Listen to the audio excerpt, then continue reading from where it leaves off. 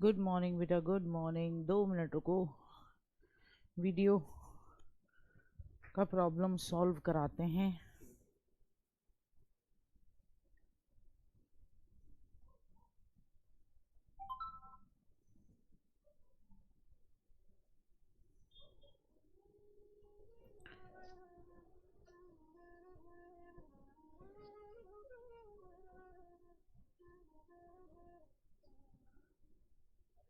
Hello भैया, ये video on ही नहीं हो रही है।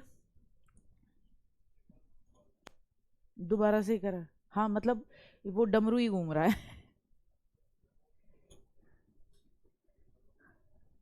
दोबारा से कर, अभी कॉपी भी दोबारा से की, वो स्ट्रीम वगैरह दोनों चीज़ें फिर भी नहीं हो रही। अच्छा अच्छा, चलो देख लो जब तक। आ गई, हो गई, लाइव हो गई। तो क्या करूं अब? चला दूं? आ गए क्योंकि बच्चे, कितने बच्चे आ गए? हाँ हाँ हाँ, शो इन ऐप कर दिया मैंने।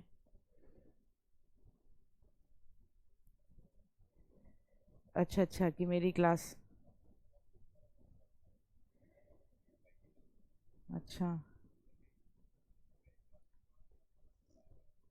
अच्छा अच्छा अच्छा। मैं फिर अपने, रीज़न ये होता है ना कि जनरली आपका कॉल ही नहीं आता, मैं खुद ही कर लेती हूँ। तो अब तो आज तो हो ही गई है। अब है ना, चलो ठीक है भैया, हो गए, आ गए, ओके भैया। Okay okay okay.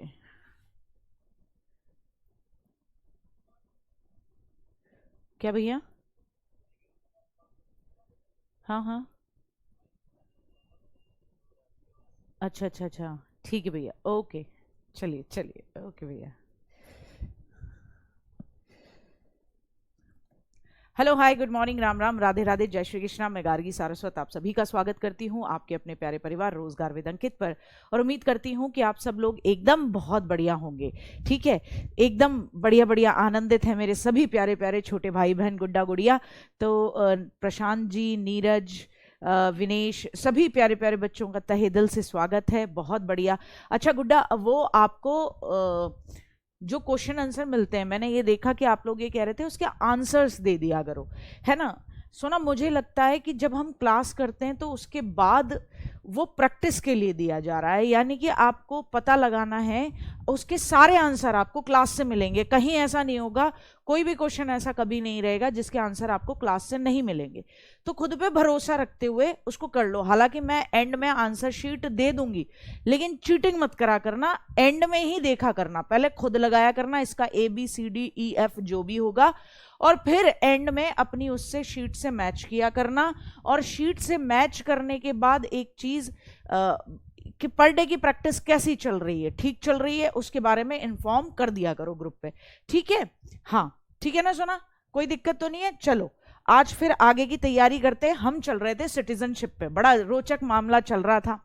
आर्टिकल 5 से लेकर 11 तक, भाग 2 यानी पार्ट 2 के अंदर सिटीजनशिप के बारे में हम पढ़ते हैं। हमने समझा आर्टिकल 5 क्या है, कि भैया जिस दिन कॉन्स्टिट्यूशन इनेक्टेड हुआ, लागू हुआ, अप्लाई हुआ, उसी दिन अगर आप भारत में रह रहे थे और 3 में से एक कंडीशन पूरी कर रहे थे, तो आपको इंडिया की सिटीजनशिप मिलेगी। वो ये थी कि या तो आपका जन्म हुआ हो, या मम्मी पापा का, या जिस दिन संविधान लागू हुआ 26 जनवरी 1950 से 5 साल पहले से आप रह रहे थे। और अपने दादी दादा नानी नाना को तो ऐसे ही मिली है, क्योंकि तीनों कंडीशन पूरी थी, 3 में से एक की तो छोड़ो अपनी तो। ठीक है, फिर उसके बाद हमने समझा आर्टिकल 6 क्या कहता है।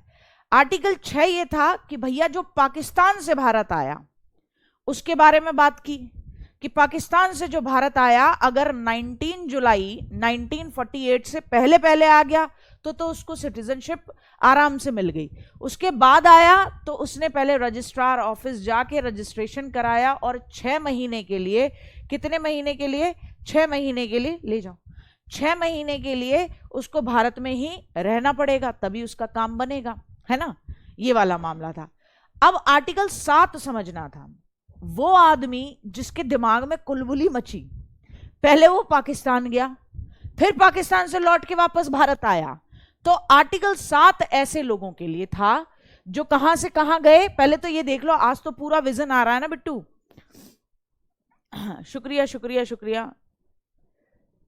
ये आज तो पूरा विजन आ रहा है, ये बताओ आज पूरा विजन आ रहा है? कैमरा ठीक कराया है मैंने बड़ी मुश्किल से।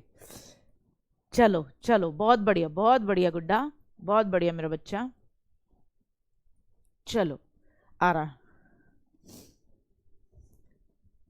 मैम कल वाले क्वेश्चन में बाय मिस्टेक 3 और 4 हो गया था, वो 2-3 पूछा था। अच्छा अच्छा अच्छा गुड्डा, टेलीग्राम की कह रहा है बाबू। हाँ कोई दिक्कत नहीं है, 2 और 3 पूछा था। कोई दिक्कत हो तो वहां टेलीग्राम पे मेरे को आज दोबारा टैग करके फिर से क्वेश्चन पूछ लेना, तुम पूछना क्या चाह रहे थे, ठीक है? कोई परेशानी नहीं है। और नहीं तो मैं यहीं पे एक बार 2 और 3 फिर समझा दूंगी, 2 और 3 क्या कहता है, परेशान नहीं होना, आ जाओ। तो आर्टिकल 7 क्या कहता है? उसके पेट की दिक्कत के बारे में बताता है, जो इंडिया से पहले गया पाकिस्तान और फिर वापस उसके दिमाग में पता नहीं क्या आया, जो पाकिस्तान से वापस भारत आया। एक तो केस ये भी हो सकता है सकीना वाला, कि दारा गया, जो भी नाम था उनका, सनी देओल का मूवी याद है गदर, कि भारत से पाकिस्तान गए और पाकिस्तान से पुनः भारत आने वालों के लिए, उनके लिए सिटीजनशिप क्या है। तो देखो, अगर कोई 1 मार्च 1947 से पहले पहले, आर्टिकल 6 तो कहता है 19 जुलाई 1948 से पहले पहले जो भारत आ गया पाकिस्तान से। यहां क्या कहता है? अगर 1 मार्च 1947 से पहले भारत से पाकिस्तान चला गया और लौट कर आया तो उसको दे दी जाएगी। मतलब 1 मार्च 1947 से पहले पहले वो भारत से पाकिस्तान चला गया था और 1 मार्च 1947 से पहले वो लौट कर, मतलब पहले चला गया था, उससे 1 मार्च 1947 से पहले ही गया है लेकिन फिर लौट के आया, 1 मार्च 1947 के बाद उसे नागरिकता दे दी जाएगी।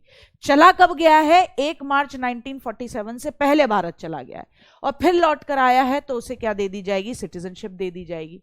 अगर 1 मार्च 1947 के बाद गया है भारत से पाकिस्तान, अगर 1 मार्च 1947 के बाद गया भारत से पाकिस्तान, उसके बाद इसे याद आई कि नहीं यार, दिल तो मेरा हिंदुस्तान में ही धड़कता है, उधर ही सही रहूंगा, तो फिर बेटा आजा, रजिस्ट्रार ऑफिस जा, रजिस्ट्रेशन करा और 6 महीने तक भारत में निवास कर।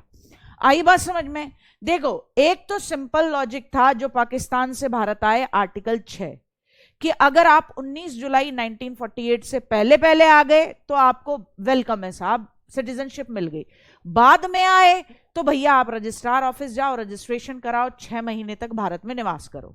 ऐसे ही उनका केस जो ये कहे कि नहीं बाबूजी मैं तो पहले यहीं रहता था, फिर मैं कुछ समय के लिए पाकिस्तान चला गया, फिर मैं वापस आया हूं, तो बेटा अगर 1 मार्च 1947 से पहले पहले तुम भारत से पाकिस्तान चले गए और फिर लौट कर आए, 1 मार्च 1947 से पहले चले गए थे, विवाह था तुम्हारा, तुम्हारे रिश्तेदार थे, तो तुम वहां चले गए थे, यानी कि 1 मार्च 1947 अगस्त से भी पहले पहले चले गए, है ना? तो बंटवारे से पहले पहले आप पाकिस्तान चले गए थे और फिर उसके बाद आप भारत आ गए हो, तो कोई दिक्कत नहीं है क्योंकि आप बंटवारे से पहले पाकिस्तान गए थे, ठीक है ना? लेकिन 1 मार्च 1947 के बाद जब क्लियर ही हो गया था कि ऐसे ऐसे रेड क्लिफ लाइन डलेगी, उसके बाद आप भारत से पाकिस्तान जा रहे हो, तो इसका मतलब बेटा तुम चखनी लेने गए थे वहां पे, तुम मजा लेने गए थे वहां पे कि पहले देख के आऊं उधर कैसा मामला है, फिर तुम्हें लगा है कि उधर मामला जम नहीं रहा, तब आए हो तुम यहाँ पे, तो बेटा तुम फिर रजिस्ट्रार ऑफिस तो चक्कर लगाना तुम्हारा बनता ही है, ठीक है ना? तो ये क्लियर हुआ। तो 1 मार्च 1947 के बाद बेटा यही मिलती है आपको, जिसके अंदर इंग्लिश हिंदी दोनों में लिखा रहता है, इसीलिए पीडीएफ दोनों में प्रोवाइड कराते हैं, ठीक है? अच्छा, रिवांशी पूछ रही है, और अगर उसी दिन आया हो तो, उसी दिन आया हो तो ये याद रखो 1 मार्च 1947 से पहले पहले वाला मामला उस दिन को भी काउंट कर लेता है, बाद वाले में वो दिन काउंट नहीं होता है। अच्छा, दीपेंद्र पूछ रहे हैं अगर कोई घूमने गया था तो, बेटा जब बंटवारे की बात हो रही थी उसके बाद भी घूम रहे थे तो घूमी घूमी के मजे तो ले लो, फिर रजिस्ट्रार ऑफिस के चक्कर भी लगा लो थोड़े से 6 महीने से। आर्टिकल 8 क्या कहता है? आर्टिकल 8 ये कहता है कि संविधान लागू होने के समय, जिस दिन संविधान लागू हुआ उस समय व्यक्ति इंडिया के बाहर था लेकिन है भारतीय मूल का, जिस दिन संविधान लागू हुआ उस दिन व्यक्ति क्या था, इंडिया के बाहर गया हुआ था, लेकिन है भारत का ही। क्यों भारत का है? क्योंकि उसके दादा नानी मम्मी पापा कोई ना कोई यहीं भारत के अंदर निवास कर रहा था। ठीक है, तो मेरी बात ध्यान से सुनो कि संविधान जिस दिन लागू हुआ, क्योंकि आर्टिकल 5 ये कहता है ना निवास स्थान के आधार पर, तो आर्टिकल 8 कहता है कि संविधान जिस दिन लागू हुआ, ठीक है, संविधान जिस दिन लागू हुआ उस दिन आप भारत में नहीं रह रहे थे, लेकिन आपके दादा नाना नानी दादी, आपके मम्मी पापा, सबका जन्म यहीं हुआ है, सब यहीं भारत के हैं। ठीक है, तो और ये सब भारत के निवासी हैं। तो ऐसी सिचुएशन में आपको कहां जाना होगा? आपको क्या करना है? आप बाहर रह रहे हो, भारत से बाहर रह रहे हो जिस दिन संविधान लागू हुआ। ठीक है, आपके दादी दादा नानी मम्मी पापा सबकी जड़ें यहीं हैं।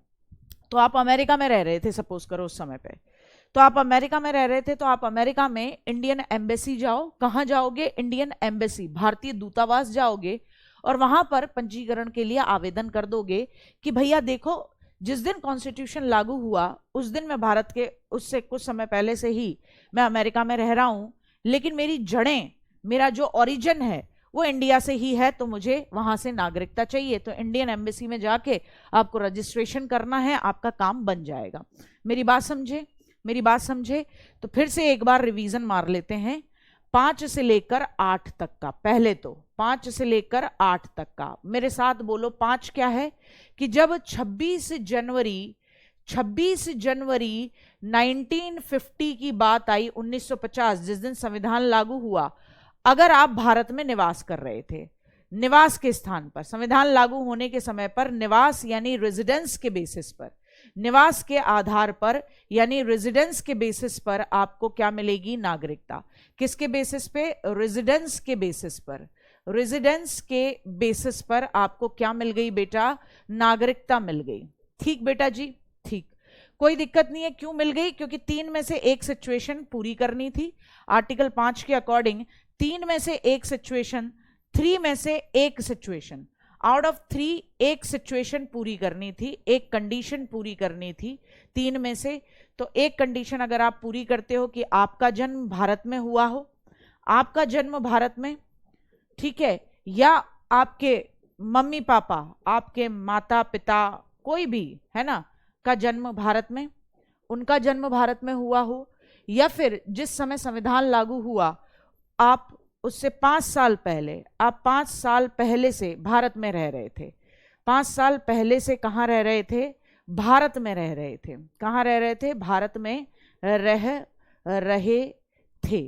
अगर आप 5 साल पहले से भारत में रह रहे थे तो आपका ये काम बन जाएगा। फिर आर्टिकल आता है 6 बेटा। आर्टिकल 6 क्या कहता है?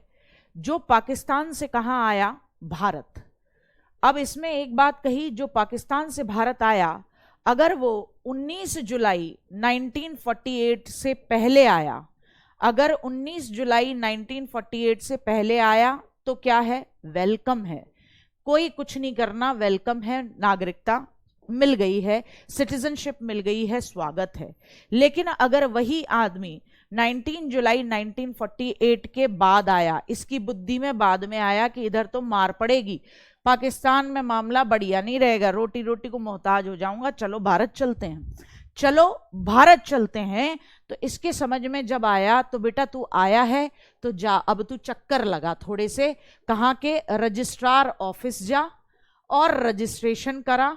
क्या करा बेटा? रजिस्ट्रेशन करा, वहां जाके रजिस्ट्रार ऑफिस जाके रजिस्ट्रेशन करा, और फिर 6 महीने 6 माह निवास कर, भारत में रह भी, तब मिलेगी। ठीक है, आ रही बात समझ में? यह आर्टिकल हो गया 6 सोना।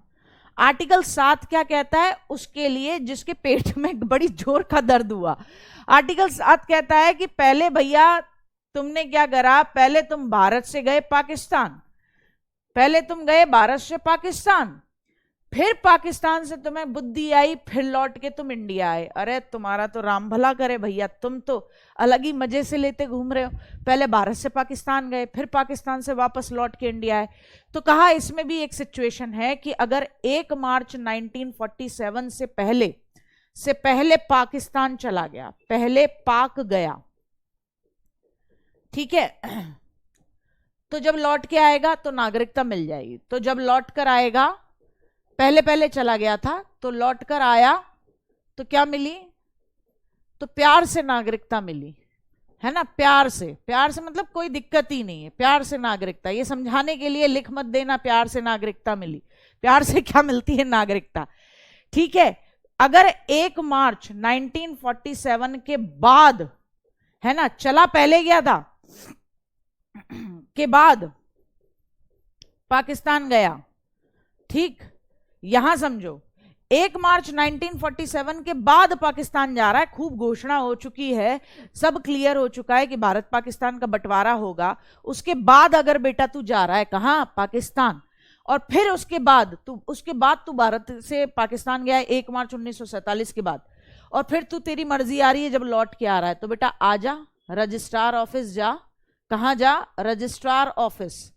और रजिस्ट्रार ऑफिस से आने के बाद क्या करा ले बेटा, रजिस्ट्रेशन करा, अपना रजिस्ट्रेशन करा, और रजिस्ट्रेशन कराने के बाद 6 माह 6 मंथ यहां फिर निवास कर, तब तेरा खाता खुलेगा, वरना तेरी पिटाई है। ठीक है, हाँ देना पड़ता था ना, क्यों नहीं देंगे, रजिस्ट्रार ऑफिस में भी शुल्क तो देना पड़ता था, रजिस्ट्रार ऑफिस में भी क्या देना पड़ता था, शुल्क तो देना पड़ता था। कोई दिक्कत है? ठीक है।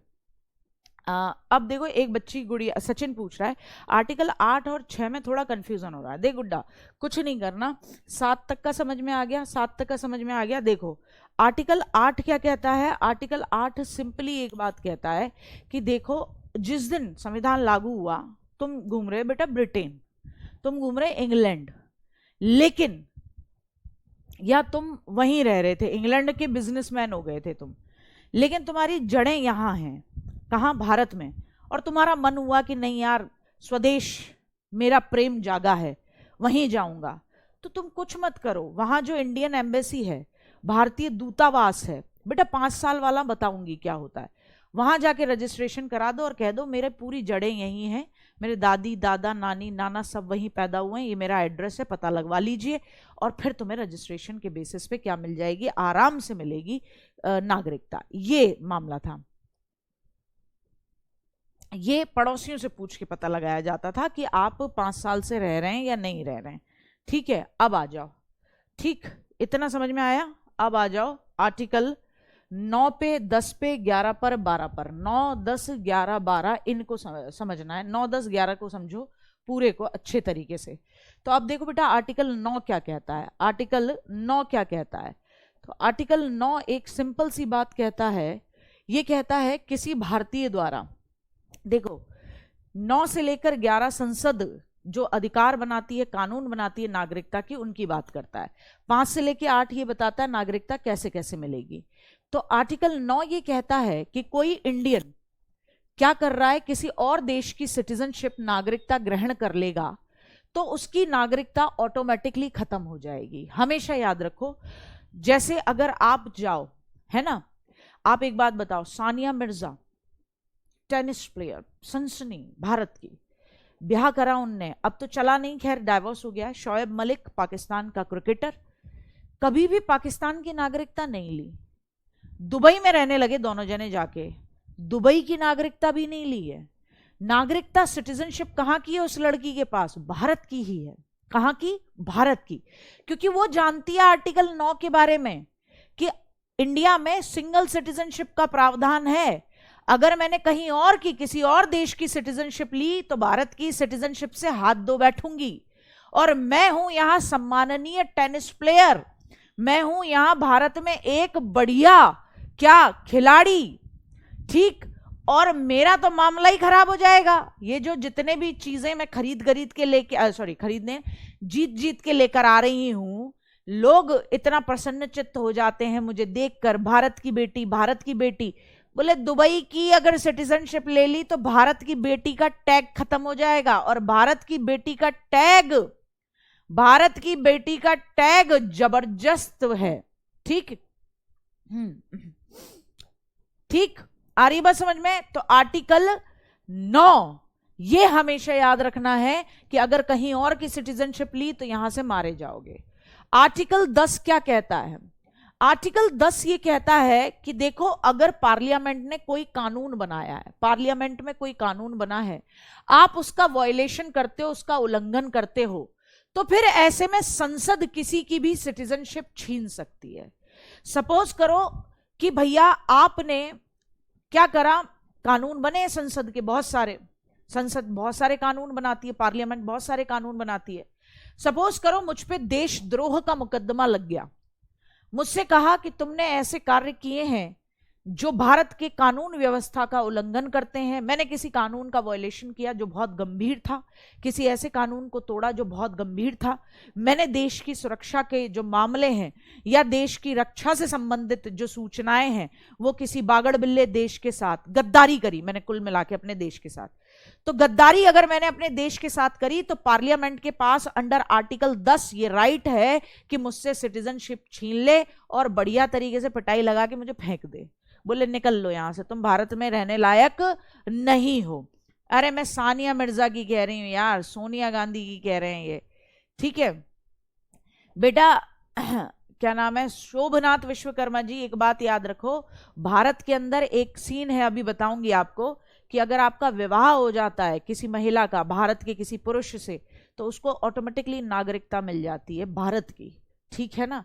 आ रही है बात समझ में? जैसे तुम बहुत सारे बच्चे या वृंदावन में इस्कॉन टेम्पल में हरे रामा हरे कृष्णा तो करते हैं, लेकिन विवाह भी कर लेते हैं, किसी रशियन लड़की से कर लिया, किसी फ्रेंच लड़की से कर लिया, किसी जर्मन लड़की ब्रिटिश लड़की से विवाह कर लिया। अब क्यों कर लिया, भग जाएंगे यहाँ से, ठीक है, क्यों? क्योंकि वहां विवाह के बेसिस पे जल्दी मिल जाएगी नागरिकता, कि हमारा ब्याह हो गया है, हम यहाँ भारत में रह रहे हैं, प्रियतमा हमारी ब्रिटेन में रह रही हैं या जर्मनी में रह रही हैं। वो लड़कियां भी क्यों विवाह करती हैं, उनको यहाँ भारत में रहना है, उनको यहाँ भारत में रहना है, तो वो क्या करती हैं कि इस बागड़ बिल्ले से शादी कर लेते हैं, चलो इंडिया की क्या मिल जाएगी, इजीली सिटीजनशिप मिल जाएगी, क्योंकि अब तो मैं इसकी ब्याहता पत्नी हूं, ठीक है। ठीक, तो आर्टिकल 10, अगर आपने पार्लियामेंट के किसी कानून का उल्लंघन किया है तो सिटीजनशिप से हाथ धो बैठोगे। आर्टिकल 11 बहुत इंपॉर्टेंट है कि अगर नागरिकता सिटीजनशिप से रिलेटेड कोई भी कानून बनाना है या उसमें अमेंडमेंट करना है तो वो कौन करेगा, केवल संसद कर सकती है। 9, 10, 11 मत भूलना, बहुत क्वेश्चन बनते हैं 9, 10, 11 से। 5, 6, 7, 8 एक बार को दिमाग से निकल जाए, हल्का हल्का दिमाग में रहे चलेगा, 9, 10, 11 मत भूलना। क्या कहता है कि पार्लियामेंट के पास पूरा पूरा अधिकार है कि वो क्या करेगी, जैसे ही आपने किसी और देश की नागरिकता ले ली तो आपकी ये नागरिकता खत्म। आर्टिकल ये कहता है 9। 10 क्या कहता है, 10 ये कहता है कि अगर आपने संसद के बनाए किसी कानून को वायलेशन किया है, उल्लंघन किया है, तो नागरिकता खत्म, ठीक है। 11 क्या कहता है कि संसद के पास अधिकार है कि वो नागरिकता के कोई भी नियम बनाए, कानून बनाए, जैसे एनआरसी बनाया था कि किसको सिटीजनशिप मिलेगी, किसको नहीं मिलेगी, उसके सारे कानून, उसकी सारे लॉ या पुराने वाले में अमेंडमेंट करने का काम किसका है, केवल संसद का है। तो ये याद रखना। अब बताओ, सानिया मिर्जा अब भारत की बेटी नहीं रही, ऐसे लोग जो पाकिस्तान से शादी कर इंडिया, अरे ऐसी बातें मत करो, उसकी अपनी मर्जी है, उसको कुछ देखा, उसने विवाह करा, विवाह करना भारत। भैया एक बात बताओ, अभी तुम्हें पढ़ाएंगे आर्टिकल कौन सा, 21, तो तुम खुद कहोगे प्रेम विवाह करना तुम्हारी अपनी मर्जी, उसकी मर्जी थी, उसने जिससे शादी की, जिससे नहीं की, ये पागलपने की बातें नहीं। मैम 7 के बारे में बोला सर जी ने एमटीएस ग्रुप की कि उसकी नागरिकता की समाप्त की जाएगी भारत से। बेटा आर्टिकल 7 में कहाँ नागरिकता समाप्त होने की बात हो रही है? 5 से लेके 8 तो ये बताता है कि सिटीजनशिप मिलेगी कैसे, 9 से लेके 11 बताता है कैसे कैसे खत्म होगी। 9 कहता है कहीं और की सिटीजनशिप ले ली तो खत्म, 10 कहता है कि संसद के बनाए किसी कानून का वायलेशन उल्लंघन किया तो खत्म, 11 कहता है कि संसद का जब मन करेगा वो कानून बनाएगी सिटीजनशिप के बारे में, नागरिकता के बारे में, उसमें संशोधन करेगी, कोई चूं चपड़ करेगा तो मार लगाएगी, ठीक है। हाँ, अगर लड़की किसी विदेशी से विवाह कर लेती है और वहां की नागरिकता ले लेती है तो फिर हमारे यहाँ प्रावधान नहीं है सिंगल सिटीजनशिप का है। ये नहीं है कि 2-2 जगह की सिटीजनशिप चलेगी, कि भारत की भी है और ब्याह कर लिया कहाँ, इंग्लैंड में जाके किसी के संग, और वहां की भी आप नागरिकता ले रहे हो। दोनों चीजें नहीं चलेंगी, दोनों चीजें नहीं चलेंगी। आओ अब ये बात, अब जो आपके 2-4 डाउट हैं उन्हें क्लियर कराऊं मैं। 2-4 आपके जो डाउट हैं उन्हें क्लियर करते हैं। नागरिकता संशोधन अधिनियम 1955, सबसे ज्यादा क्वेश्चन बनते हैं यहां से। नागरिकता यानी सिटीजनशिप अमेंडमेंट एक्ट 1955 की बात करते हैं। यह एक्ट कहता है कि आपको सिटीजनशिप मिलेगी कैसे। 5 तरीके से आपको सिटीजनशिप मिलती है। एक तो बाय बर्थ, एक आप रजिस्ट्रेशन कराओ रजिस्ट्रार ऑफिस में जाके, एक वंशक्रम आपके दादी दादा नानी नाना मम्मी पापा यहां पैदा हो, एक देशीकरण से, नेचुरलाइजेशन से। नेचुरलाइजेशन का मतलब है किसी एरिया को भारत सरकार ने आर्टिकल 3 के तहत या आर्टिकल 2 के तहत किसी एरिया को भारत सरकार ने अपने में मिला लिया। आर्टिकल 2 के तहत सपोज करो पौंडीचेरी पहले भारत का हिस्सा नहीं था, लेकिन उसे आर्टिकल 2 के तहत जब भारत सरकार ने उसे मिला लिया तो अब वहां रहने वाले लोगों को ऑटोमेटिकली बाय नेचुरलाइजेशन, देशीकरण से, क्योंकि अब वो उस देश का हिस्सा हो गया, उनको क्या मिल गई? नागरिकता मिल गई, सिटीजनशिप मिल गई। तो याद रखना कि सिटीजनशिप अमेंडमेंट एक्ट। अब देखो महेंद्र एक क्वेश्चन पूछ रहे हैं, मैम प्रियंका चोपड़ा को अमेरिका की नागरिकता है। और नहीं, अमेरिका की नागरिकता है, इंडिया की भी। आज पता लगाना, गूगल पे अभी चेक करना कि प्रियंका चोपड़ा के पास कहां की सिटीजनशिप है, आपको अभी पता लग जाएगा। ऐसी बातें कर रहे, 2 सिटीजनशिप का कंसेप्ट हमारे यहां है ही नहीं। तुमने बाहर ली, आर्टिकल 9 मत भूलो, कहीं तुमने बाहर सिटीजनशिप ली, भारत की सिटीजनशिप से हाथ धो बैठो, फिर आओ बस एनआरआई बन के घूमने के लिए थोड़ी समय के लिए, फिर वीजा लेके कि मेरी मम्मी है मेरा पापा है, ऐसे करके घूमने आओ। लतिया देती है भारत की सरकार, ऐसे प्यार नहीं है किसी से भी, ठीक है। हाँ, अक्षय कुमार ने कभी इंडिया की सिटीजनशिप ली ही नहीं, वो कनाडा की से ही खुश है। अक्षय कुमार ने कभी इंडिया की सिटीजनशिप ली ही नहीं, उसने अप्लाई ही नहीं किया, वरना तुम बताओ उसको कितना टाइम लगेगा, वो तो कितने लंबे समय से भारत में रह रहा है, उसने ली ही नहीं है, उसने कनाडा की छोड़ी नहीं है। कारण है वो दोनों जगह मामला लेके बैठा है कि आगे चल के मेरे को कनाडा में अगर शिफ्ट करना हो या रहना हो तो मैं अपने बीवी बच्चों को आराम से वहां ले जाऊंगा, वहां रह लूंगा। आ रही बात समझ में ना? वहां आराम से रह लूंगा। अभी तो पत्नी की वजह से मेरा काम आराम से बन ही रहा है, चल ही रहा है, ठीक है। हाँ, तो याद रखो ये आपका सिटीजनशिप अमेंडमेंट एक्ट है 1955 का। ये कहता है सिटीजनशिप 5 तरीके से मिलती है। एक तो बाय बर्थ मिलती है, जैसे आपको और हमें मिली। क्या हम किसी रजिस्ट्रार ऑफिस गए? नहीं गए यार, हम पैदा हुए भारत में हुए। अरे आजादी के बाद हमारे मम्मी पापा पे सिटीजनशिप, हमारे पास भी। दूसरी मिलती है पंजीकरण से, रजिस्ट्रेशन से। जिसको भारत में दिल धड़कता हो, उसको लगता हो मैं भारत में आना चाहता हूं, तो भैया तू रजिस्ट्रेशन करा ले और जो टर्म्स एंड कंडीशन है उन्हें फॉलो कर ले और रह ले। तीसरी मिलती है वंशक्रम बाय लाइनेज, कि आपके खानदान के लोग यहां रहते हैं और ऐसी सिचुएशन में आपके दादी दादा नाना नानी ये लोग यहां रहे, ये आपको प्रमाणित करना होगा और आपको फिर अप्लाई करना होगा, आपको मिल जाएगी। एक तरीका है देशीकरण से, ठीक है बेटा जी। अन्य राज्य नागरिकता खत्म कैसे होती है कि आपने भैया त्याग कर दिया, खुद छोड़ दिया आपने नागरिकता। पर्यावसन, लंबे समय से आप डोल रहे हो, आ ही नहीं रहे भारत में, आप कहीं और ही बस गए हो, और या फिर आपने कानून का उल्लंघन किया है तो आपको खुद संसद नागरिकता से वंचित कर देगी। यह आर्टिकल 10 है।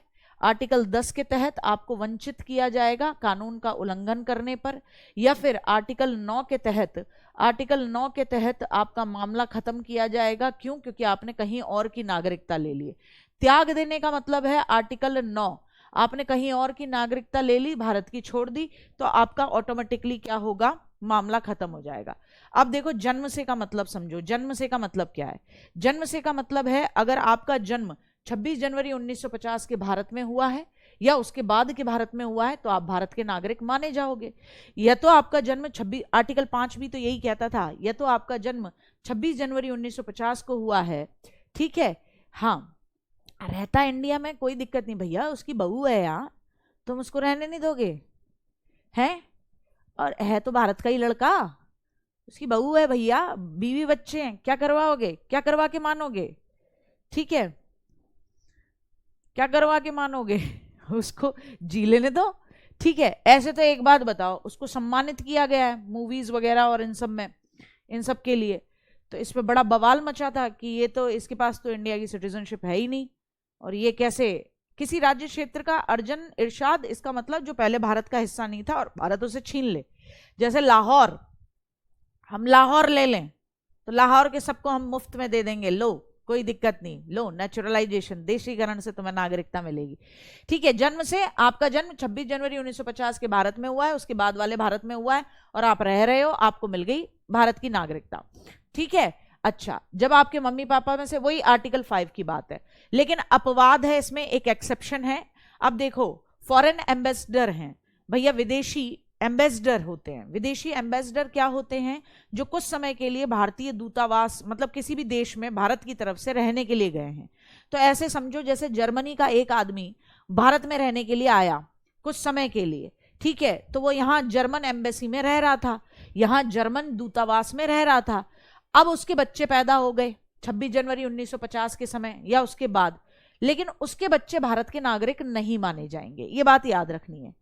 आ रही बात समझ में? क्योंकि वो भारत का नागरिक खुद ही नहीं है, वो तो केवल काम के लिए आया है। उसका बच्चा यहां पैदा हो गया तो वो क्लेम नहीं कर सकता कि मेरे बालक को भी क्या दे दो, मेरे बालक को भी वो दे दो, आप क्या भारत का नागरिक बना दो, ये नहीं हो सकता। अच्छा, अब देखो, शत्रु के अधीन किसी क्षेत्र में जन्मा हो तो भारत का नागरिक है, मतलब किसी शत्रु क्षेत्र में जन्मा हो, ठीक है, तो भारत का नागरिक माना जाएगा, लेकिन तब जब उस एरिया को हमने अपने अंदर ले लिया।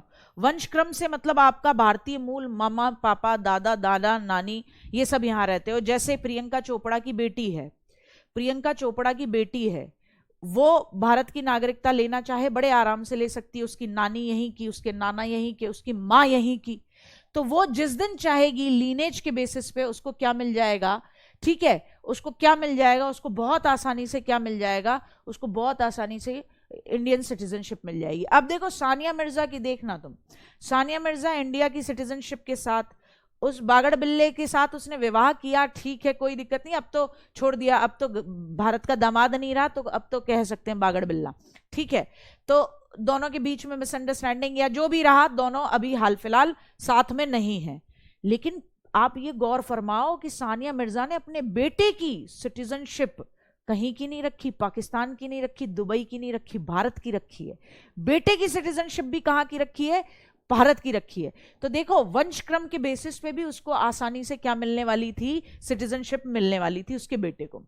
ठीक है साहब, आपका जन्म अगर 26 जनवरी 1950 या उसके बाद भारत से बाहर किसी देश में जन्म हुआ है, तो जन्म के समय आपके मम्मी पापा में से कोई एक अगर भारतीय हो और बच्चे का 1 वर्ष के भीतर भीतर भारत की एम्बेसी में पंजीकरण करा दें, तो वो भारत का नागरिक माना जाएगा। देखो, बात ध्यान से समझना, बात ध्यान से समझना, ये जो आप कहते हो, आप ही की बात का जवाब दे रही हूं मैं। एक तो ये हो गया कि आपको बाय बर्थ मिलती ही मिलती है कि मम्मी पापा यहीं से बिलोंग करते हैं, आपका जन्म भी 26 जनवरी 1950 के बाद के भारत में हुआ है, आराम से मिल गया। किसी एरिया के अंडर रहते थे जिसे भारत ने अपने अंडर ले लिया तो मिल गया, ठीक है। अब देखो, अगर आपका जन्म 26 जनवरी 1950 या उसके बाद भारत से बाहर कहीं हुआ, ठीक, लेकिन मम्मी पापा में से कोई एक भारतीय है, यहां एग्जाम्पल लो सानिया मिर्जा का, ठीक, सानिया मिर्जा के बच्चे का एग्जाम्पल ले लो, ठीक, सानिया मिर्जा के बच्चे का ही एग्जाम्पल ले लेते हैं कि भैया उसका जन्म 26 जनवरी, आज उसके बच्चे का जन्म 2 साल पहले हुआ या 3 साल पहले हुआ, लेकिन भारत के बाहर हुआ, दुबई में रह रही थी सानिया मिर्जा, तब उसके बच्चे का जन्म हुआ। तो जन्म के समय मम्मी पापा में से कोई एक भारतीय, अब उसकी मम्मी सानिया मिर्जा वो भारतीय है। तो ऐसे में सानिया मिर्जा ने क्या करा था, सिर्फ एक चीज करी थी कि वो दुबई में कहाँ गई, इंडियन एम्बेसी गई, भारतीय दूतावास गई। कहाँ गई? हाँ, शत्रु यानी दुश्मन होते हैं। कहाँ गई? भारतीय दूतावास गई, इंडियन एम्बेसी गई, बोले ऐसे ऐसे मेरे बालक का जन्म हुआ है और भारत के बाहर हुआ है, लेकिन मेरे पास इंडिया की सिटीजनशिप है। तो ऐसे में सिर्फ उन्होंने वहां रजिस्ट्रेशन करा दिया और उनका बेटा क्या बन गया, भारत का नागरिक बन गया। क्यों? क्योंकि मम्मी पापा में से कोई एक क्या है, इंडिया की सिटीजनशिप अभी भी लेके बैठा हुआ था, और वो कौन थी? सानिया मिर्जा। तो उनको कोई चक्कर नहीं काटना पड़ा, कोई परेशान नहीं होना पड़ा। क्या करना पड़ा? जैसे ही बच्चा पैदा हुआ, पैदा होने के बाद, क्योंकि बच्चा किसी दूसरे देश में पैदा हुआ है, लेकिन माँ और पिताजी में से किसी एक के पास सिटीजनशिप है, तो वो खुद सानिया मिर्जा हैं जिनके पास भारत की सिटीजनशिप है। तो उन्होंने वहां जाके 1 साल के अंदर अंदर अपने बच्चे का, जैसे ही 1 वर्ष का हुआ, तो वहां जाके उन्होंने रजिस्ट्रेशन कराया इंडियन एम्बेसी में। खबर आई कि हाँ जी यार, ऐसी क्या बात है, भारत की बेटी है, इसके बच्चे को तो बिल्कुल भाग के दिया जाएगा, और दे दिया। ठीक है। अच्छा मैम ये देखो अंदर की बातें बता रहे हैं। शिवम कह रहा है दीदू सानिया मिर्जा अशरफ अली से मिलने गई थी। अरे बेटा हमें क्या करना, हम तो सिर्फ एग्जाम्पल में पढ़ेंगे, कौन किससे मिल रहा है हमारा क्या लेना देना बिट्टू। मैम युद्ध के दौरान जब संसद नहीं चल रहा तो कौन छीने नागरिकता। देखो प्रवीण का बड़ा मन है नागरिकता छिनवाने का, यूं कह रही है औलाद युद्ध के दौरान जब संसद नहीं चल रही है तो नागरिकता कौन छीनेगा। छिन जाएगी, थोड़े समय बाद छिन जाएगी, जब युद्ध बंद हो जाएगा तो छिन जाएगी। ठीक है। हाँ सिटीजनशिप का मतलब आधार कार्ड से तो नहीं ले सकते हैं सुना। आधार कार्ड की बात करें तो ऐसे वेस्ट बंगाल में ऐसे बतेरे बांग्लादेशी हैं जिनका आधार कार्ड बन गया है वोट के चक्कर में, लेकिन उनको भारत की नागरिकता नहीं मिल सकती है, उनको हटाया जाएगा। क्यों हटाया जाएगा? अगर ढंग से पेपर वेरिफिकेशन होगा तो उनके पास पेपर नहीं है। आ रही बात समझ में? तो ये मामला सिटीजनशिप का मतलब है आप भारत के नागरिक हो, इसे प्रमाणित कर दे भारत की सरकार। ठीक है। हाँ कब तक दूसरे देश का सिटीजनशिप बनकर रह सकते हैं, वो टाइम पीरियड होता है। हाँ वोटर कार्ड, ये आधार कार्ड, ये सब तुम्हें प्रमाणित करते हैं कि तुम इस देश के नागरिक हो। ठीक, तुम्हारा यहां से पढ़ना ये सब प्रमाणित करता है, तुम्हारे यहाँ जमीन होना, तुम्हारे पुरखों की यहाँ जमीन होना, ये सब दिखाता है। आओ ठीक, आ जाओ। पंजीकरण से कैसे मामला होता है, रजिस्ट्रेशन से कैसे मामला होता है? तो देखो रजिस्ट्रेशन कब होगा? जब किसी भारतीय का वैवाहिक संबंध हो जाए,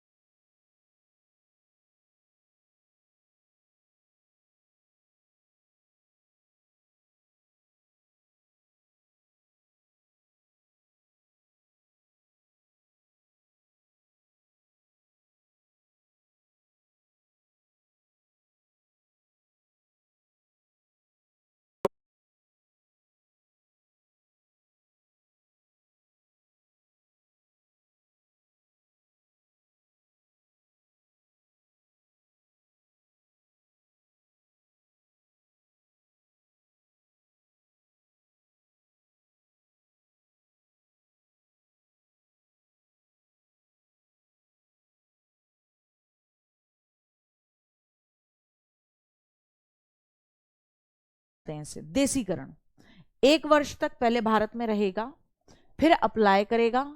अगर सब कुछ एक्सेप्ट हो जाता है तो क्या मिल जाएगी? भारत की नागरिकता मिल जाएगी। लेकिन क्या करना होगा? अपने देश की सिटीजनशिप छोड़नी होगी, क्योंकि भारत में सिंगल सिटीजनशिप का प्रावधान है। उसकी एज, उसकी कैपेसिटी, उसकी क्वालिफिकेशन इस लायक होनी चाहिए कि उसे इंडिया की सिटीजनशिप मिले। और हमारे यहाँ 8वीं अनुसूची में जो 22 भाषा हैं, किसी भी एक भाषा को जानता हो। मेरी बात फिर से समझो। जन्म से तो आपको पता ही है जन्म से कैसे मिलती है, ठीक है। रजिस्ट्रेशन से भी आपको पता है कि रजिस्ट्रेशन से कैसे मिलती है। रजिस्ट्रेशन के लिए अगर आपके मम्मी पापा में से किसी का जन्म यहाँ हुआ है, आपका जन्म बाहर हुआ है, 1 साल के अंदर अंदर आपका रजिस्ट्रेशन करा लिया जाए इंडियन एम्बेसी में तो मिल जाएगी। देसीकरण का मामला क्या है कि भैया देखो, एक तरीका तो यही है कि किसी एरिया को भारत ने जीत लिया और तो उसके लोगों को मिल गई। दूसरा तरीका क्या है देसीकरण का? दूसरा तरीका देसीकरण का ये है कि भाई किसी विदेशी का मन है कि मैं भारत में रहूंगा, जैसे सपोज करो एलन मस्क है, मार्क जुकरबर्ग है, ये सब आते हैं किधर? नीम करोली बाबा उत्तराखंड धाम जाते हैं ये सब के सब, ठीक है। जूलिया रॉबर्टसन, ये सब आए हुए हैं और बहुत बड़े भक्त हैं ये वहां के। अब ये भारत ही रहना चाहते हैं रिटायरमेंट के बाद। तो इनको नागरिकता, न तो इनके खानदान में कोई यहां से बिलोंग करता रहा है, न तो इनका रजिस्ट्रेशन किस बेसिस पे होगा भाई? खानदान में से कोई बिलोंग ही नहीं करता रहा, इनकी तो 7 पुश्तें निकाल लो तो कोई भारत से नहीं निकल रहा, जन्म इनका हुआ नहीं है, तो कैसे होगा? तो देसीकरण होगा। देसीकरण, नेचुरलाइजेशन। क्या करना होगा? ये विदेशी हैं, पहले 1 साल भारत में रहो, फिर रजिस्ट्रेशन के लिए अप्लाई करो, सब कुछ एक्सेप्ट होता है तो नागरिकता मिलेगी। लेकिन उसमें भी टर्म्स एंड कंडीशन है कि जुकरबर्ग को कहा जाएगा अपनी वहां की नागरिकता छोड़ दे, सिटीजनशिप छोड़ दे। वो कह देगा छोड़ देता हूं, तेरी एज उस लायक होनी चाहिए, तेरी क्वालिफिकेशन, तेरी कैपेसिटी उस लायक होनी चाहिए, बिल्कुल। उसको कहा जाएगा तू इन 8 लैंग्वेजेस में से, अंग्रेजी नहीं है उन 8 लैंग्वेज, मतलब 8 शेड्यूल की 22 लैंग्वेजेस में, तो 8वीं अनुसूची 8th शेड्यूल की 22 लैंग्वेजेस में से किसी एक भाषा को तेरे को जानना होगा, ठीक है। आ रही बात समझ में? और ऐसे देश से होना चाहिए जहां भारत के लोगों को भी देशीकरण से नागरिकता मिलती हो। अगर ऐसे देश से निकला जहां भारत के लोगों को, वह किसी ऐसे देश से नहीं होना चाहिए जहां किसी भारत को देशीकरण से नागरिकता नहीं दी जाती है। अगर ऐसे देश से आया है जहां भारत के लोगों को भी देशीकरण से नागरिकता मिलती है, यानी नेचुरलाइजेशन से सिटीजनशिप मिलती है, तो तुझे भी मिलेगी भारत में, वरना नहीं मिलेगी, ठीक है। और भारत के संविधान के प्रति पूर्ण आस्था और निष्ठा रखता हो, ठीक। हाँ हाँ, राखी कह रही मैम आपने बोला दूसरे देश में रहते हैं तो ऑटोमेटिकली हम हो जाएंगे सानिया मिर्जा क्यों ना हुई खत्म। फिर दूसरे देश में रहना अलग बात है, पर्यावसन का मतलब होता है कि आप लॉन्ग टर्म तक भारत लौट के ही नहीं आ रहे हो, ठीक है। सानिया मिर्जा गेम्स भी खेलने आती हैं, विजिट भी करने आती हैं, तो कैसे उनकी नागरिकता समाप्त कर देंगे? ओपन प्लेटफॉर्म पे भारत की बेटी हूं यही बोलती हैं, तो कैसे उनकी नागरिकता समाप्त कर देंगे? उन्होंने कभी कहीं अप्लाई नहीं किया। आप एक बात बताओ, सबसे इजी बात, कल को आपका सिलेक्शन हो जाता है, सीजीएल में आपका सिलेक्शन हो गया, ठीक, आपको बढ़िया रैंकिंग मिली, बढ़िया पोस्ट मिली। अब आपको पोस्ट मिली, आपका फॉरेन डिपार्टमेंट में आपको ऐसे समझो वहां भेजा गया, अफ्रीका, युगांडा भेज दिया तुम्हें, युगांडा। अब तुम युगांडा में डेप्यूटेड हो। अब युगांडा में तुम 5 साल तक डेप्यूटेड रहे, बीच बीच में होली दिवाली या कभी तुम्हारा मन हुआ तब तुम आए, तो क्या तुम्हारी नागरिकता छीन ली जाएगी? हो तो तुम भारत की तरफ से ही काम करने के लिए गए हो। या फिर सपोज करो कि तुम्हारा या तुम्हारी वाइफ तुम्हारे साथ जो गई है, तो क्या उसकी नागरिकता छिन जाएगी? कैसे छिन जाएगी यार? हो भारत के, तुमने अप्लाई किया नहीं किसी देश में, रहने के लिए गए हो, तो रहने के लिए गए हो तो उतने दिनों का तुम अपना बनवा के गए हो, वीजा बनवा के गए हो, उस पर कारण लिख के गए हो कि क्यों वहां रह रहे हो, या बिजनेस करने के लिए गए हो, जो भी करने के लिए गए हो, ठीक है। लेकिन हो तो भारत के ही, तो लौट के भारत ही आओगे, तुम इसलिए छूटेगी नहीं, ठीक है। आ रही बात समझ में? तो ये बात याद रखनी है। आ जाओ, किसी राज्य क्षेत्र को भारत में मिला लिया जाए, वही देसीकरण की बात है, ठीक है, तो वहां के निवासी ऑटोमेटिकली भारत के हो जाएंगे। जैसे 14वां संविधान संशोधन 1962 में हुआ, पुदुचेरी, कराईकल, माहे, यनम, चंद्रनगर के निवासी भारत के नागरिक हो गए थे, क्योंकि पुदुचेरी को मिलाया था, उसी के अंदर ये सब आ रहे थे। आपने 14वां संविधान संशोधन किया था 1962 का, और तब आपने पौंडीचेरी को भारत में हिस्सा बनाया, तो ऑटोमेटिकली वहां के लोग किसके हिस्से हो गए? भारत के नागरिक हो गए। इन्हें कहीं नहीं अप्लाई करना पड़ा, इन्हें कहीं नहीं जाना पड़ा। आगे बात समझ में? अच्छा विपुल का सुनो, देखो क्वेश्चन देखो तुम्हारे, जिसका घर दो देशों के बॉर्डर लाइन पर होगा तो उसको कहाँ का नागरिक माना जाएगा? आजा बेटा, गाल लेके आ मेरे लाल, तेरे गाल पे बताऊं मैं कि कहाँ का नागरिक माना जाएगा। अरे बॉर्डर पे होगा, जहां की नागरिकता वो लेना चाहेगा, जिस जगह वो पैदा हुआ है उधर का हो गया। बॉर्डर की लाइनें तो बाद में खिंची हैं, बॉर्डर की लाइनें तो बाद में खिंची है। बॉर्डर पे कतई किसी का ऐसे घर थोड़ी ना होवे कि जैसे किसी का एकदम बॉर्डर पे पाकिस्तान में कि एक खटिया पे पैर डालता होगा तो पाकिस्तान में रहता होगा और बाकी मुंडी मुंडी हिंदुस्तान में रहती होगी। अरे पगलू औलादों, अरे पगलू औलादों, तुम ऐसे ऐसे क्वेश्चन पूछते हो, तुम्हारा मन करता है कभी कभी पकड़ के ना तुम्हें ऐसे झकझोड़ के यूं यूं यूं करके तुम्हारी पिटाई लगा लो है कि बॉर्डर पे होगा तो किधर। अरे सपोज कर गुड्डा, तेरा खुद का ही घर है, चल तू जैसलमेर के गांव में रहता है और कतई वहां पे पाकिस्तान का बॉर्डर लगता है, रह तो जैसलमेर में रहा है ना औलाद, कि कतई बॉर्डर पे ही खाट बिछा के रह रही है कैसे मामला है तुम्हारा? अरे औलादों, अरे औलादों। एकल नागरिकता ब्रिटेन के कॉन्स्टिट्यूशन से ली है, ब्रिटेन के कॉन्स्टिट्यूशन से ली है। हाँ देखो, एक ने जवाब दे दिया, आधा हिंदुस्तानी और आधा पाकिस्तानी कर देंगे तुझे, ठीक है। हाँ ऐसी बातें कर देते हैं, ऐसी मतलब कतई कतई कभी कभी तो औलादें कतई एकदम मामले में आ जाती हैं। ये जब मिलेगा इसको रिपीट करना अच्छे तरीके से। 5 तरीके से नागरिकता मिलती है, ये क्वेश्चन बहुत पूछा जाता है।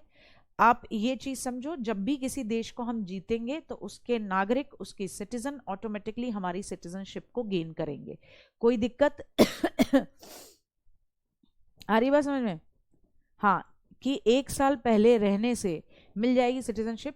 1 साल रहने से, एक आप अप्लाई करने से 1 साल पहले रह रहे हो, एक चीज तो ये याद रखनी है, अप्लाई करने से 1 साल पहले रह रहे हो। फिर उसके बाद आप रजिस्ट्रेशन कराते हो, फिर आपको कहा जाता है कि अब आप बताइए, तो कुछ टर्म्स और कंडीशन होते हैं। टर्म्स और कंडीशन, कई सिचुएशन में आपको 5 साल भारत में निवास करने के लिए कहा जाएगा, फिर उसके बाद आपको कहा जाएगा कि अब आपको सिटीजनशिप मिलेगी। आप रजिस्ट्रेशन के लिए अप्लाई कब कर सकते हो? जब आप कम से कम 1 साल पहले रह रहे हो, इस बात के आपके पास डॉक्यूमेंट हो कि मैं 1 साल पहले भारत आया और मैं यहाँ रह रहा हूँ, ये मेरा क्या कहते हैं, जहाँ किराए पे रह रहा हूँ, किराएदार नामा है, इस जगह पे मैं रह रहा हूँ, और तब आप अप्लाई कर सकते हो। फिर एक टर्म्स और कंडीशन है अलग अलग जगहों की, ठीक है।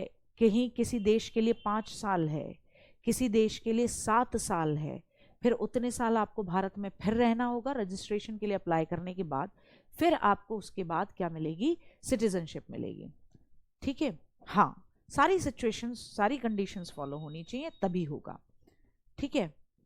हाँ, हमारे देश में दोहरी नागरिकता नहीं है, अमेरिका में है, वहां चल जाती है, अपने यहाँ नहीं है बिटू। आओ, इतना समझ में आया? ये सब मिलेगा तुम्हें, आ जाओ। अब नागरिकता से ज्यादा प्रश्न नहीं बनते, घबराना मत, नागरिकता से ज्यादा प्रश्न नहीं बनते। लेकिन क्या बनेंगे कि किस किस बेसिस पे नागरिकता मिलती है, तो वो आपको बताना होगा कि नागरिकता मिलती है भैया जब हम उस देश में जन्मे हो, हमारे खानदान में से कोई, ओरिजिन में से कोई वहां का हो, या उस देश को भारत ने जीत लिया हो तो ऑटोमेटिकली मिलेगी, है ना। जैसे पौंडीचेरी का विलय करा लिया तो ऑटोमेटिकली पौंडीचेरी के लोगों को मिल गई, या फिर भारत के अंदर हम खुद, हमारा दिल धड़कता हो, हमारा मन करे कि हम यहाँ पे क्या ले लें, भारत की सिटीजनशिप ले लें, तो फिर उसके टर्म्स एंड कंडीशन देशीकरण यानी कि नेचुरलाइजेशन से है, ठीक है। ठाकुर रोहित प्रताप सिंह कह रहे हैं अगर फॉरेनर गर्लफ्रेंड हो मैम तो उसे मिलेगी सिटीजनशिप। ब्याह करके लिया बेटा, गर्लफ्रेंड को तो देते नहीं है, ब्याह करके लिया उसको मिल जाएगी यहाँ सिटीजनशिप। विवाह कर ला और विवाह करके बता दे कि मम्मी को भी बता दे कि मम्मी ये है तुम्हारी बहू, फिर सिटीजनशिप भी मिल जाएगी और मम्मी से प्रसाद भी मिल जाएगा। आ जाओ आ जाओ, चलो अब समझते हैं किसको, फंडामेंटल राइट्स को। थोड़ी सी शुरुआत कर लेते हैं आज, ठीक है। कभी कभी तुम पूरे मजे लेते हो, ठीक। तो फंडामेंटल राइट्स की बात करते हैं, मौलिक अधिकारों की बात करते हैं। भाग 1 खत्म हो गया, भाग 2 खत्म हो गया। तो किसके अंदर है? पार्ट 3 के अंदर है। आर्टिकल कहां से लेके कहां तक है? आर्टिकल 12 से लेके 35 तक है। आर्टिकल 12 से लेकर 35 तक में क्या है? Fundamental right. कहां से लिए हैं? अमेरिका के कॉन्स्टिट्यूशन से लिए हैं, taken from the US constitution. कहां से लिए हैं? Fundamental rights are been taken from the United States of America's constitution, USA के कॉन्स्टिट्यूशन से लिए हैं। भारत के अंदर पार्ट 3 के अंदर आर्टिकल 12 से लेके 35 तक में आपके फंडामेंटल राइट की बात होती है। मौलिक अधिकार को संविधान में, अमेरिका के संविधान में क्या कहा जाता है? Bill of rights. क्या कहा जाता है? Bill of rights. लेकिन इंडिया के कॉन्स्टिट्यूशन में इन्हें फंडामेंटल राइट्स, मौलिक अधिकार कहा जाता है। यह प्रश्न पूछा हुआ है, इंपॉर्टेंट है कि फंडामेंटल राइट्स को अमेरिका के कॉन्स्टिट्यूशन में किस नाम से जानते हैं? तो अमेरिका के कॉन्स्टिट्यूशन में फंडामेंटल राइट्स को बिल ऑफ राइट्स के नाम से जानते हैं। इंडिया में इन्हें मौलिक अधिकार या फंडामेंटल राइट्स कहा जाता है। एक चीज और यहीं लिखें कि ये क्या है? प्रवर्तनीय है। क्या है? प्रवर्तनीय है, यानी कि फोर्सेबल है। यानी कि क्या है? फोर्सेबल है, यानी न्यायालय से इन्हें लागू कराया जा सकता है। क्या कराया जा सकता है? न्यायालय से क्या कराया जा सकता है? लागू कराया जा सकता है। कराया जा सकता है, यानी इन्हें आप, कोई भी आपके फंडामेंटल राइट का वायलेशन कर रहा है तो आप कोर्ट में जा सकते हो और आप इन्हें अप्लाई करवा सकते हो। कोई दिक्कत, कोई परेशानी किसी तरीके की? मैम सिटीजनशिप की तो पता नहीं, बट मम्मी पापा प्रसाद जरूर देंगे। बहुत बढ़िया, आ जाओ, ठीक है। इसको आर्टिकल, ये जो आपका भाग 2 है, इसे बहुत अच्छे तरीके से रिवाइज करना। कोई प्रॉब्लम हो तो आज टैग करके टेलीग्राम ग्रुप पे पूछ लेना, ठीक। आ जाओ। तो भाग 3 आर्टिकल 12 से लेकर 35, ठीक। भाग 12 में क्या है? तो ध्यान से सुने, आर्टिकल 12 में क्या है? आर्टिकल 12 में है राज्य की परिभाषा की, स्टेट किसे कहा जाता है, डेफिनेशन ऑफ स्टेट। आर्टिकल 13 में क्या है कि कोई नियम, कानून अगर फंडामेंटल राइट का वायलेशन करता है तो वो ऑटोमेटिकली खत्म हो जाएगा, जीरो हो जाएगा। तो वो ऑटोमेटिकली क्या माना जाएगा? जीरो माना जाएगा, खत्म हो जाएगा। मेरी बात फिर से सुनो, आर्टिकल 12 से लेकर 35 तक किसके बारे में बात होती है? फंडामेंटल राइट के बारे में। 12 क्या बताता है? स्टेट की डेफिनेशन। 13 क्या कहता है कि अगर कोई कानून, कोई ऐसा आपका एक्ट है, तो ऐसा एक्ट है या ऐसा कानून है या नियम है जो फंडामेंटल राइट का वायलेशन करता है तो वो मान्य ही नहीं है, वो खत्म हो जाएगा। अगर आप ये साबित कर दें कि ये आपके फंडामेंटल राइट का वायलेशन करता है, ये कानून जो सरकार बना रही है, तो वो खत्म हो जाएगा। ये आर्टिकल 13 के तहत है। कोई दिक्कत? आर्टिकल 33 पहले ये समझ लो।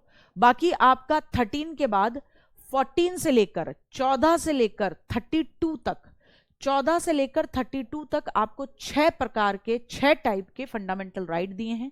मूल संविधान जब 26 नवंबर 1949 के समय जब बना था, जब मूल संविधान आपने एक्सेप्ट किया था, तब 7 फंडामेंटल राइट थे।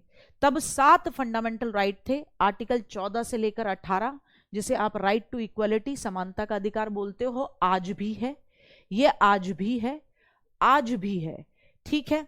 फिर आर्टिकल 19 से लेकर 22, जिसे आप राइट टू फ्रीडम, स्वतंत्रता का अधिकार बोलते हो, ये भी आज भी है कॉन्स्टिट्यूशन में, ये भी आज भी है। फिर 23 एंड 24, जिसे राइट अगेंस्ट एक्सप्लॉयटेशन, शोषण के विरुद्ध अधिकार बोलते हो, ये भी आज भी है संविधान के अंदर, आज भी है संविधान में, ये आज भी है संविधान में। 25 से लेकर 28, जिसे आप राइट टू रिलीजियस फ्रीडम कहते हो, ये भी आज भी है संविधान में, आज भी है। 29 से लेकर 30 आपकी सांस्कृतिक और शिक्षा का अधिकार, कल्चर एंड एजुकेशन का राइट, ये भी आज भी है आपके कॉन्स्टिट्यूशन में, ये भी आज भी है। तो कौन सी चीजें हट गई हैं? देखो 1 2 3 4 5, 5 फंडामेंटल राइट तो मैंने अभी आपको दिखा दिए जो आज भी हैं। आर्टिकल 32 ये भी आज भी है, संवैधानिक उपचारों का अधिकार, जिसे आप कहते हो राइट टू कॉन्स्टिट्यूशनल रेमेडीज। कोई आपके फंडामेंटल राइट का उल्लंघन करे, कोई आपके फंडामेंटल राइट का उल्लंघन करे तो आप सुप्रीम कोर्ट में जा सकते हो, ये भी अधिकार है। कौन सा हट गया? ये हट गया बेटा, ये हट गया आर्टिकल 31। तो याद रखना है, जब कॉन्स्टिट्यूशन बना था तब कितने फंडामेंटल राइट थे? तो कहोगे 7 थे। कितने थे? 7 थे। अब कितने हैं? तो कहोगे 6 हैं। कौन सा हट गया? तो याद रखना आर्टिकल 31 जो कि राइट टू प्रॉपर्टी था। कौन सा? राइट टू प्रॉपर्टी, संपत्ति का अधिकार, वो हट गया। कब हटा ये पूछा जाए तो 44वें नंबर का संविधान संशोधन हुआ 1978 में। 44वें नंबर का संविधान संशोधन हुआ 1978 में। संपत्ति के अधिकार को फंडामेंटल राइट से हटा दिया गया। अब राइट टू प्रॉपर्टी कहां है? Right to property article 300A के तहत केवल कानूनी अधिकार है, लीगल राइट है।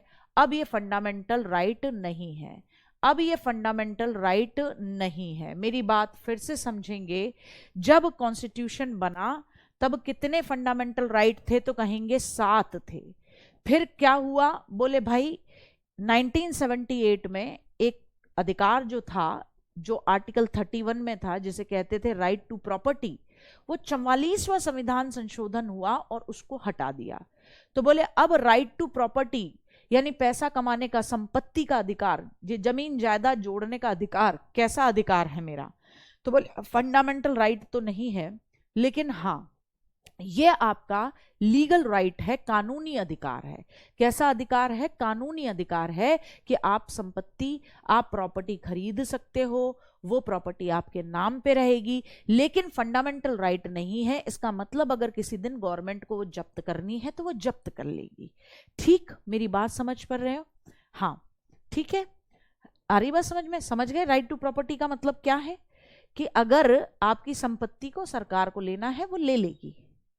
ठीक, आपको कमाने का अधिकार है, फंडामेंटल राइट नहीं है। वरना अगर फंडामेंटल राइट होता आपका, राइट टू प्रॉपर्टी, संपत्ति का अधिकार, तो फिर आप ये कह देते, जिस दिन सरकार ये कहती यहां से मुझे फ्लाईओवर बनवाना है, इसकी संपत्ति ले लो, आप खड़े हो जाते, कहते मेरे फंडामेंटल राइट्स का, मेरे मौलिक अधिकारों का उल्लंघन हो रहा है। तो इस चीज को खत्म करने के लिए, क्या कर दिया गया? इसे हटा दिया गया और अब ये किस में रख दिया गया है? कानूनी अधिकार में। तो अब कितने अधिकार हैं आपके फंडामेंटल राइट? तो कहोगे 6 हैं। ठीक, आ जाओ। अब जो दो चीजें फिर से समझानी थी, इधर समझो। 12 से लेके 35 में आता है, लेकिन बेसिकली कहां से शुरू होते हैं? वास्तविकता से 14 से लेके शुरू होते हैं। तो 12 में क्या है? स्टेट की डेफिनेशन है। 13 में क्या है? अगर कोई ऐसा कानून बना है संसद में जो फंडामेंटल राइट का वायलेशन करता है, उल्लंघन करता है, तो खत्म हो जाएगा, वो ऑटोमेटिकली खत्म हो जाएगा, क्योंकि फंडामेंटल राइट से ऊपर कोई कानून नहीं है। ठीक, अच्छा 33 क्या कहता है? कि पुलिस हुआ, सुरक्षा बल हुए, मतलब आर्मी, एयरफोर्स, डिफेंस, ठीक है, इन सब के मौलिक अधिकार सीमित करने की शक्ति है किसके पास? संसद के पास। इसका मतलब इन सब को संघ बनाने या संगठन बनाने, संघ या संगठन बनाने का अधिकार नहीं, संगठन बनाने का अधिकार नहीं। इसका मतलब क्या हुआ बेटा? इसका मतलब क्या हुआ बेटा? इसका मतलब ये हुआ कि ये पुलिस के बल वाले, पुलिस वाले, सीआरपीएफ वाले, ठीक है, आपके डिफेंस वाले, सीआईएसएफ वाले, ये जितने भी हैं, एयरफोर्स, नेवी, ये अपना कोई ग्रुप नहीं बना सकते अलग से। क्यों नहीं बना सकते? क्योंकि ऑलरेडी आप देश के अंदर किसी सेवा में हो, डिफेंस के अंदर आप ऑलरेडी पुलिस के नाम से जाने जाते हो। ये नहीं है कि आप अपना एक अलग संगठन बना लो और फिर उसके बाद आप देश की सरकार के खिलाफ खड़े हो जाओ या कुछ भी कर लो, तो आपको संघ संगठन बनाने का अधिकार नहीं। तो आर्टिकल 33 ये कहता है कि पुलिस, सुरक्षा बल, इनके अधिकार सीमित कर दिए गए हैं, लिमिटेड कर दिए गए हैं। कैसे कर दिए गए हैं? कि इनको संगठन बनाने का अधिकार नहीं है। 35 क्या कहता है? कि अगर मार्शल लॉ लगा है, सेना विधि, यानी कि क्या लगा है? मिलिट्री लॉ या मार्शल लॉ लगा है। क्या लगा है? Martial law. अगर मार्शल लॉ लागू हो गया है तो ऐसे में किसी क्षेत्र के अंदर आपके फंडामेंटल राइट्स को सीमित कर देगी संसद, आपके फंडामेंटल राइट को लिमिटेड कर देगी संसद। जैसे मार्शल लॉ जब लगता है तो आपको ग्रुप बना के खड़े नहीं होने देते हैं, शूट कर देते हैं। मार्शल लॉ लग गया है किसी जगह पर, दंगे वंगे हो रखे हैं, मार्शल लॉ लगा दिया गया है, तो ऐसे में आप कहो कि नहीं हम तो 4 दोस्त मिलके बीड़ी पीने जाएंगे, सुट्टा पीने जाएंगे, कोल्ड ड्रिंक पीने जाएंगे, टाएं टाएं टाएं टाएं, 4 गोलियां पड़ी, चारों कर गए टाएं। ठीक है, क्यों? क्योंकि संसद के पास, पार्लियामेंट के पास अधिकार है कि अगर मार्शल लॉ है तो उस समय आपके फंडामेंटल राइट को क्या कर देगी? लिमिटेड कर देगी अंडर आर्टिकल 34। ठीक, आर्टिकल 35 कहता है कि मौलिक अधिकारों के उल्लंघन की स्थिति में कानून बनाने की शक्ति किसके पास है? ऐसी शक्ति संसद के पास है। क्या कहता है आर्टिकल 35? कि अगर फंडामेंटल राइट का वायलेशन हो रहा हो तो उसका वायलेशन को खत्म करने के लिए, आपके फंडामेंटल राइट का सरकार वायलेशन कर रही है या कोई और वायलेशन कर रहा है, कोई भी उसका उल्लंघन कर रहा हो, तो कानून बनाने की शक्ति किसके पास है? वो शक्ति है संसद के पास। कोई दिक्कत आ रही बात समझ में? हाँ, ठीक है। खोकर कब पढ़ाओगी मैम? खोकर, खोकर क्या पढ़ना है बेटा? शुक्रिया बेटा, नहीं पता लगा टाइम का, कोई दिक्कत नहीं है। आज ये शुरुआत है, आज प्रैक्टिस सेट नहीं दूंगी, कल कराऊंगी, फिर प्रैक्टिस सेट दूंगी, क्योंकि नागरिकता कल ही मैंने ऐड कर दिया था प्रैक्टिस सेट में। अब मैं आपके फंडामेंटल राइट्स के ऊपर दूंगी, जितना मैंने समझाया उतना समझना है, उसके बाद आगे चलते हैं। ठीक है, फिर कल करेंगे, तब आगे बात को समझेंगे। चलो बेटा, ठीक है। एनकाउंटर किसी आर्टिकल में नहीं आता पागलों, तुम्हें कितनी बार बताऊं? एनकाउंटर